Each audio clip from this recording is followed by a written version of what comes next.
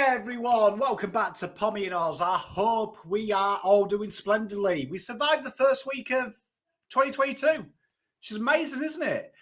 God, I always hate the first week of a new year. I don't know why. Like, since 2020, it's just totally ruined my entire faith in years. So I hope 2022 has started off the first 7 days pretty well for you. Mine's been A-OK, so that's all good. So if you are brand new to the channel, please drop a like, please drop a subscribe. It does really help the channel out. We're smashing them out.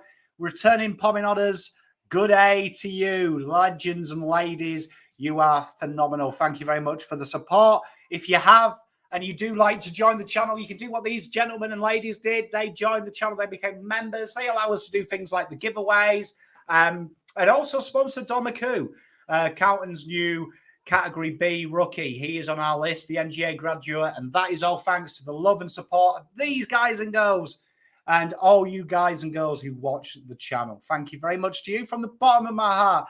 And what we're doing today is, I thought we had a bit of cricket content last week and people really enjoyed it. So I thought I'd do my 11 of my favourite players, past and present.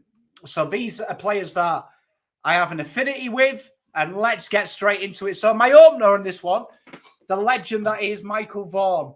As a Yorkshire, proud Yorkshireman, Michael Vaughan was a staple of our Yorkshire side, and he was also a huge part of England's turnaround in the mid-noughties, captain extraordinaire. I love Vaughan. Absolutely loved him. He was one of my favourites.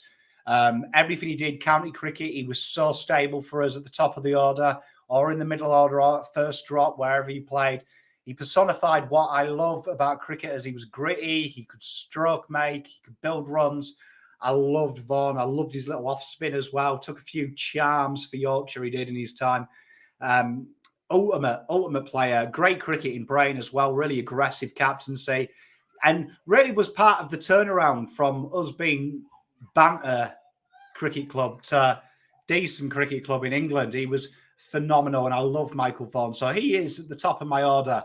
With him, this was tough because Australia, when I was growing up, you had Slats and Taylor as the openers, and they were a handful. They were a pain in the arse to get out. And then all of a sudden they retired, and Langer and Hayden came in, and they were equally a pain in the arse. There'll be an Australian flair here as well. You can see my love affair with Australia started very young, probably as a cricketing fan. And Matty Hayden, I remember him well. It was tough. Langer and Hayden, it was a tough call to see who I'd go with. Hayden just nips it. He personified, I thought, the Australian team. He was this big, burly bloke, broad-shouldered, didn't give away his wicket cheaply. He ducked down. And that Hayden-Langer partnership, one of them blaring away, making runs, and one just knocking the shine off the ball. They were the ultimate combo. Really enjoyed watching them. And it was stressful watching them, but it was great to watch. Real phenomenal players. But Matty Hayden joins Vaughan there. I think that's a beautiful partnership already. It's got it going. At first drop, I remember the 2006 Ashes that year that you just couldn't get Ponting out. He averaged like 90-odd in the calendar year. He was an absolute jet that year. I remember thinking about Bradman and his average and thinking that this guy has done it pretty much in a year. Imagine doing that in a career. Ponting was, for me, symbolised Australia, and what I loved about Australian cricket, it was that gritty, fighting spirit, arrogance. And watching Ponting, he just personified that. He looked so angry when stuff didn't go his way. And I actually hated Ponting as a player. I couldn't stand him. Couldn't stand him. He used to really irk me. I used to get riled up when he was on the TV. And it was probably once he retired and I realised how good he was and how privileged I was to watch a player of that ilk and then hear him speak. And his persona as a person is totally different to his persona as a cricketer. He's a real funny, chirpy, seems a jovial, good banter guy. But I miss that Australia, that ruthlessness. They've still got the ruthlessness as the Ashes has shown this year, but that arrogance. I like my teams to have a bit of arrogance. I think it's a good thing. I think if you don't like cocky swagger, don't watch sport. Watch soap operas, man, because you need it. And Ponting was that absolute phenomenal player, hero, a big hero of mine. And talking about heroes of mine, Darren Lehmann, Yorkshire legend. I remember being a kid watching him, especially at the Scarborough Cricket Festival, where he just used to tonk runs for banter for Yorkshire. And really, it reminded me of how good cricket is in Australia, that this guy was terrorising county attacks and was probably the 18th best batter in Australia. Absolute jet. Whether it was one-day cricket or the 4-day cricket in the UK for Yorkshire, he was just a class apart. Absolute phenomenal, an absolute beast. Stroke maker. I had the privilege at Yorkshire of seeing some great overseas players. Ones that stand out just off the top of my head would be Sachin Tendulkar, and another one would be Greg Blewett, who was quite disappointing, but he did have his moments. And obviously Michael Bevan, the finisher, was absolutely phenomenal as well. But Lehmann was my favourite. I loved him. One of the nicest guys as well. I had a load of time for the kids and the juniors. And I'm a huge fan of Darren. He was sensational cricketer, and he's definitely in my team. Probably my all-time favourite growing up, Craig White. There's two in here that were like idols to me, and Craig White was one of them. Absolute phenomenal for Yorkshire. Finally got in the England team towards the back end of his career, and in my opinion was probably the best all-rounder England produced at the time. Never really got in the team, didn't get a look until late, but he was phenomenal. Could bowl pace, could bowl these like medium pace swingers as well. He had it all in the locker, was aggressive, could dig down, beautiful technique as well. And he was phenomenal, Craig White.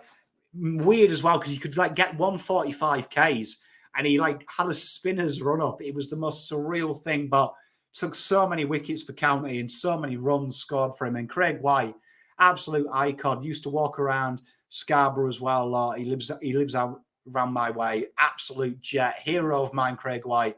Love him. And then me all-rounder, obvious, Flintoff.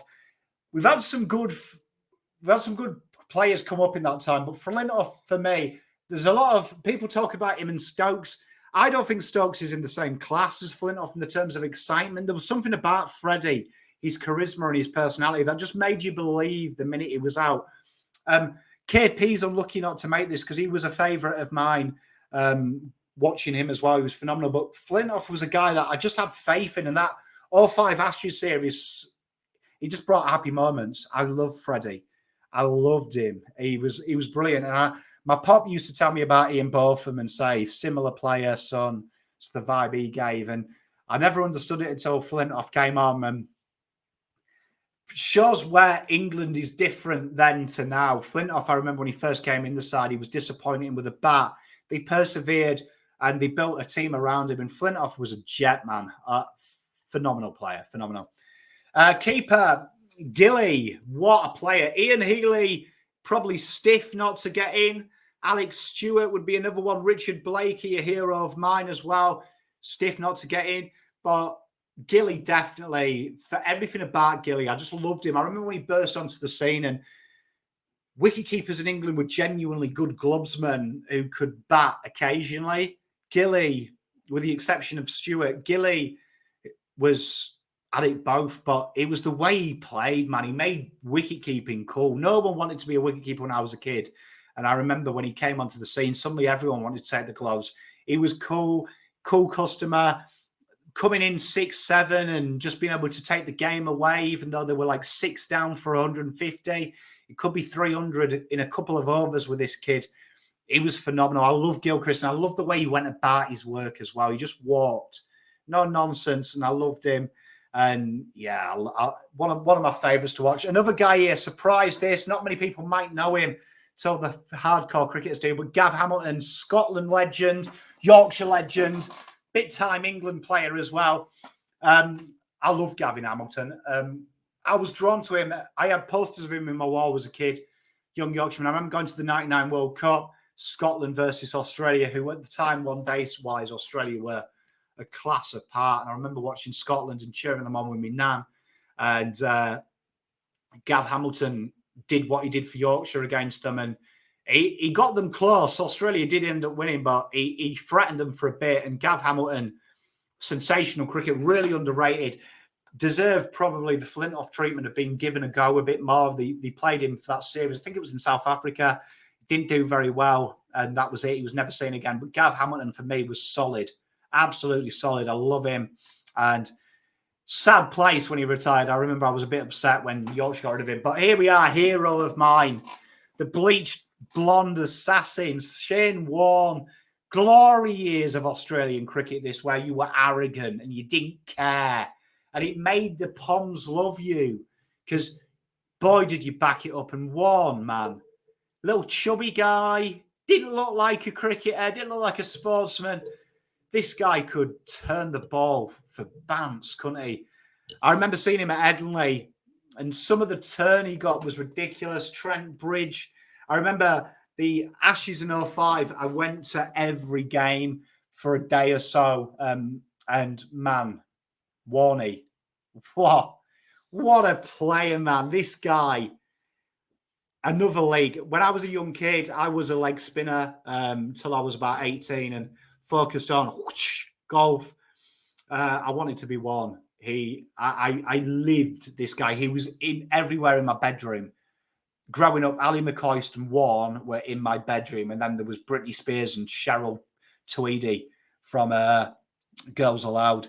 But this guy was a staple. I loved Warne, man. I lapped up everything about him. I used to get up late, watch it. I used to do my Pops heading as well, because we'd get up late to watch the Ashes, and I'd cheer this guy, even though he took wickets against us. Just loved Warne. The way he toyed with batsmen, it was a sight to behold. Like, honestly, one of my most exciting moments was watching Warne bowl. I loved watching Warne bowl. Like, just loved it. I can't tell you how much joy it gave me watching Shane Warne bowl. Like, I missed them days of being sat down for 5 days and watching England getting skittled. But I was like, fuck, I'm watching greatness here. And I was privileged to see Muralithian and Anil Kumble. India, Australia have always been my second team, but I've always had an affinity with India as well since Sachin Tendulkar played for us. And a big Indian community in Yorkshire as well. And Warne, I loved him, man. And I don't think Matteo Muralithian and Kumble can hold a torch to him, because he did it everywhere. He was phenomenal. Love Shane Warne. Love him. Player and a half. Darren Gough in at 10. Love Goughy. Bit of York. You see, there's a Yorkshire vibe to this team. Goughy was something else. Again, a little chubby player. Didn't look like a cricketer. Had this horrific accent like me because he's a Barnsley boy. And I loved him because cricket in the UK was a prep school thing, unless you were a Yorkshireman and you were just a real person. And so players like Shane Warne and Punter, who didn't look pompous and posh, was a joy to see. And Goughy is another one, the dazzler. What a player. That hat-trick at the Ashes, fearsome, the Yorker, that action as well. It was so compact and just so good. I loved the dazzler. Loved him. And watching him play for Yorkshire as well. And when he came back as well from his brief stint down south in Essex, phenomenal to see. I loved Darren Gough. Brings joy to me. And another guy that I love for the same reason that he brought joy, but he brought a lot of pain at the time, was Glenn McGrath. Like, Glenn McGrath was surreal. Been playing a lot of cricket as a youth growing up in the north. I used to watch Glenn McGrath and see him clock like 138, 142. It wasn't raw pace. And I remember our cricket teacher at school was fairly handy. He used to bowl around the 140 mark, and you faced him a few times as a teen as a net. And once you get used to the pace, it ain't so bad 140. But as I got a better understanding of cricket, that nagging line and length, just hitting the top of off with a little bit of seam movement, it's a freaking nightmare. He was metronome, monotony, and he just got you out with boredom of line and length. And you don't see cricketers like Warne and McGrath anymore. This is my issue with cricket nowadays, because 2020, all this Mickey Mouse, because everything's got to be bite-sized for people and family-friendly. And, oh, can the kids watch it for 2 hours and not get bored because they like computer games? Sod that. I want players like this who could bowl 60 overs a freaking day, put it on a 2 pence coin, and be class. And McGrath was pure class, man. I used to be a kid, 13, 14, go to Edinley Test, stay from the morning till the end. And players like this made me fascinated with Test cricket, that I could sit and watch a guy bowl that nagging line and length all day, and I was in awe how batsmen could survive it, how Glenn could bowl it all day long. What a hero. What a player. Easily my 11th man, and it's good banter watching him bat. Then my 11, then obviously not the best I've seen. Some honourable mentions would go to players like KP, Tendulkar, Brian Lara. He was ridiculous as well. That 501 against Durham, Warwickshire, ridiculous. Players like Curtly Ambrose, Courtney Walsh. Ambrose scared the life out of me. I remember staying outside of the hotel at Scarborough when the West Indies side toured and played Yorkshire. And Curtly Ambrose came out and he went inside and got me somewhere in a shed in the UK at a family's house. There will be the bat. I had the Brian Lara bat, and he went in and got everyone to sign it. And I'll never forget it. I had Cal Hooper's signature, Jimmy Adams. I never forget, on the back, he got Brian Lara to sign it. And wonderful guy, Curtly. West Indies of that 90s side. Oh, forget about it. But let me know in the comments. Be a great discussion point. AFLW's back, so there'll be a bit of AFLW content coming up. Much as love. Enjoy your weekend. Pom out.